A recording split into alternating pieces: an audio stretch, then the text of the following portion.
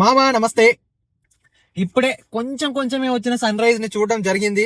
చూసిన తర్వాత అమ్మయ్య బతికే ఉన్నామా అని ఫీల్ అవ్వడం జరిగింది.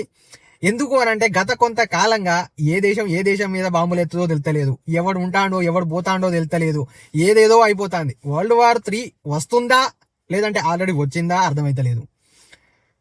సరే, ఏ దేశాన్ని ఎందుకు అటాక్ చేస్తుంది, ఏ దేశంలో ఉన్న ప్రైమ్ మినిస్టర్ని ఎవరు ఎందుకు లేపేస్తాళ్ళు, ఎందుకు ఎత్తుకపోతాళ్ళు, ఇవన్నీ క్యాలిక్యులేషన్స్ కి మనం ఎంతో కొంత నేర్చుకునే ప్రయత్నంతో ఏమైంది అని తెలుసుకోవడానికి ఇన్ఫర్మేషన్ డిగ్ చేస్తే ఏదో ఒక పాయింట్ దగ్గర మనకి ఎంతో కొంత అర్థమవుతుంది. కాకపోతే ఈ ఒక్క విషయం మాత్రం నాకు అస్సలే అర్థమైతలేదు. నిన్న రాత్రి ఇరాన్ గవర్నమెంట్ లో ఉన్న ప్రైమ్ మినిస్టర్ ఎవరో పెద్ద ఆయన ఉన్నారు కదా, ఆ పెద్ద మనిషిని ఈ ఇజ్రాయిల్ US వాళ్ళు లేపేస్తే అక్కడున్న అదే రిలీజియన్ పీపుల్ ఎవరైతే ఉన్నారో వాళ్ళు హ్యాపీగా స్ట్రీట్స్ లోకి వచ్చి సెలబ్రేట్ చేసుకుంటా ఉంటే, నా దేశంలో ఉన్న ఆ రిలీజియన్ పీపుల్ ఎందుకు ఏడుస్తా ఉన్నారు, లొల్లి చేస్తా ఉన్నారు? ఈ రెండింటికి లింక్ ఏందిరా భయ్? మీరెందుకు ఎడతాలరా? వాళ్ళ దేశం ప్రధానమంత్రి చేస్తే వాళ్ళే సెలబ్రేట్ చేసుకుంటారు, మీకేంద్రా పంచాయతీ? మీరెందుకు ఎడతాలరా నాయన? హ్యుమానిటీ అని మాత్రం మాట్లాడొద్దు.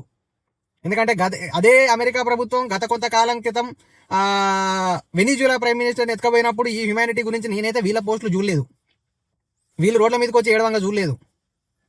ఇవాళ మాత్రమే ఎందుకు ఏడుస్తాలు? మీ ఇద్దరు లింక్ ఏందిరా భయ్? నాకు అర్థమైతే లేదు. మీరు నా దేశంలో ఉన్నప్పుడు ఆ దేశంలో ఆ ప్రజలకే లేని పంచాయతీ బాధ నొప్పి మీకేంది?